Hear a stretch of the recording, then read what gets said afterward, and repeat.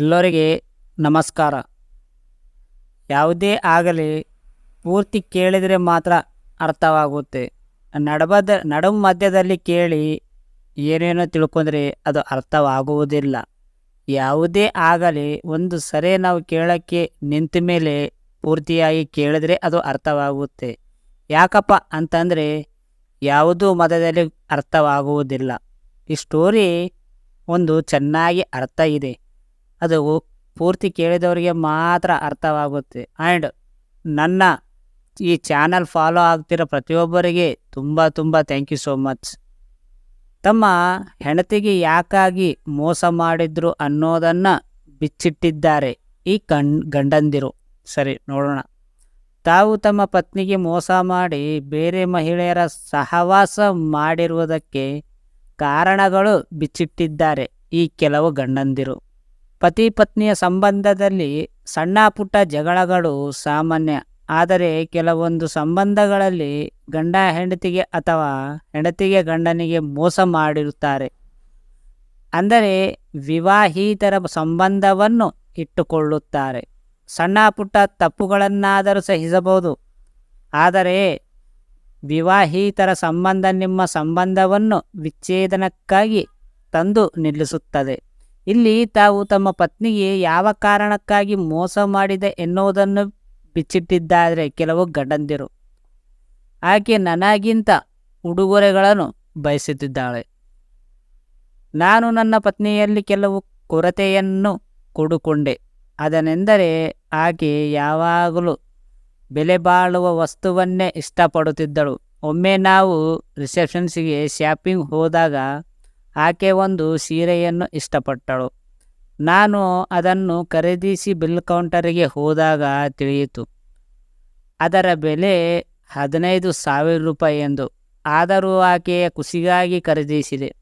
ಅದನ್ನು ಆಕೆ ಬರೀ 2 ಬಾರಿ ಧರಿಸಿದಳು. ಆಕೆಯಲ್ಲಿ ಇರುವ ಎಲ್ಲ ಬಟ್ಟೆಗಳು ಬೆಲೆ ಬಾಳುವಂತಹವು. ಅವುಗಳನ್ನು ಖರೀದಿಸಲು ಎಷ್ಟೇ ಕಷ್ಟವಾದರೂ ನಾನು ಆಕೆಯ ಖರೀದಿಸಿ ಕೊಟ್ಟಿದ್ದೇನೆ. ಆದರೆ ಆ ಖುಷಿ ಆಕೆಯಲ್ಲಿಲ್ಲ. ಆಕೆ ನನಗಿಂತ ನಾಯಿಯನ್ನು ಹೆಚ್ಚು ಪ್ರೀತಿಸುವುದಕ್ಕಾಗಿ ಹೇಳುತ್ತಾಳೆ.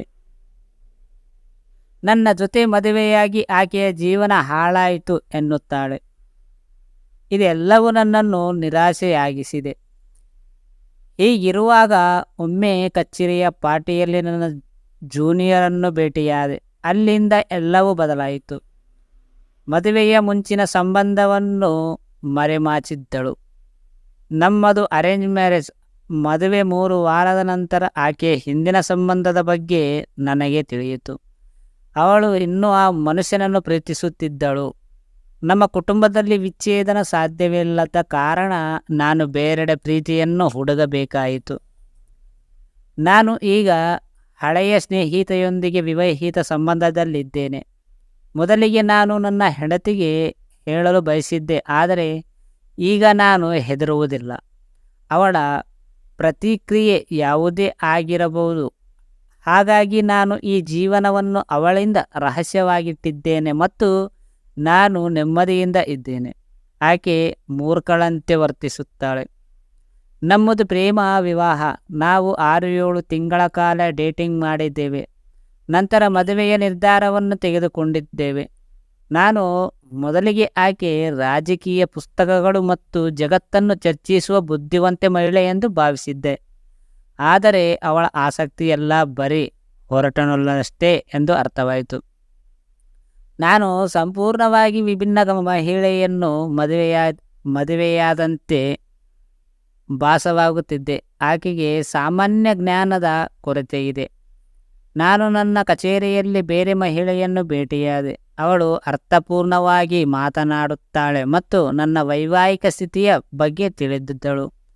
ನಾನು ಅವಳಿಂದ ಏನೇನು ಮುಚ್ಚಿಡಲಿಲ್ಲ. ನಾವಿಬ್ಬರು ವಿರಾಮದ ಸಮಯದಲ್ಲಿ ಹೊರಗೆ ಹೋಗಲು ಪ್ರಾರಂಭಿಸಿದ್ದೇವೆ ಮತ್ತು ಈಗ ನಾವು ಪರಸ್ಪರ ಪ್ರೀತಿಸುತ್ತೇವೆ. ನಾವಿಬ್ಬರು ಮದುವೆಯಲ್ಲಿ ಆಸಕ್ತಿ ಹೊಂದಿಲ್ಲ. ಅವಳು ತುಂಬ ಧಾರ್ಮಿಕಳು.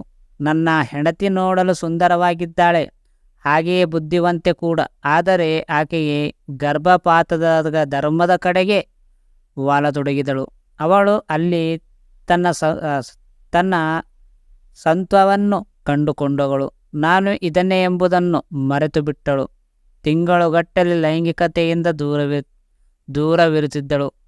ನಾನು ಚಿಕಿತ್ಸೆಯನ್ನು ಸಹ ಸೂಚಿಸಿದೆ. ಆದರೆ ಅವಳ ಸಂಬಂಧಿಯೊಬ್ಬರು ಕೆಲವು ಆಧ್ಯಾತ್ಮಿಕ ಪ್ರವಚನಗಳನ್ನು ಸೂಚಿಸಿದರು ಮತ್ತು ಅವಳು ಈಗ ಮನೆಯಲ್ಲೇ ಇಲ್ಲ. ಯಾವಾಗಲೂ ಪೂಜೆ ಪ್ರವಚನ ಎಂದು ಇರುತ್ತಾಳೆ.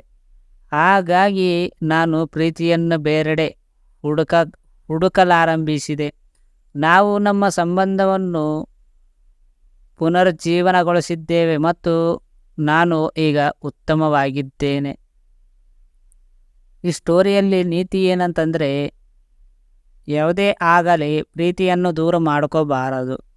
ಯಾರೇ ಆಗಲಿ ನೀವೆಷ್ಟು ಪ್ರೀತಿ ಮಾಡಿರುತ್ತೀರೋ ಅವರು ನಿಮಗೆ ಅಷ್ಟು ಪ್ರೀತಿ ಮಾಡಿರುತ್ತಾರೆ. ಒಂದು ವೇಳೆ ನೀವು ಅವರಿಗೆ ಪ್ರೀತಿ ಮಾಡಿಲ್ಲ, ಸ್ವಲ್ಪ ಅವ್ರಿಗೆ ಏನಾದರೂ ಥಿಂಕ್ ಬಂದಿದ್ರೆ ಅವರು ಪ್ರೀತಿ ಮಾಡೋದಿಲ್ಲ.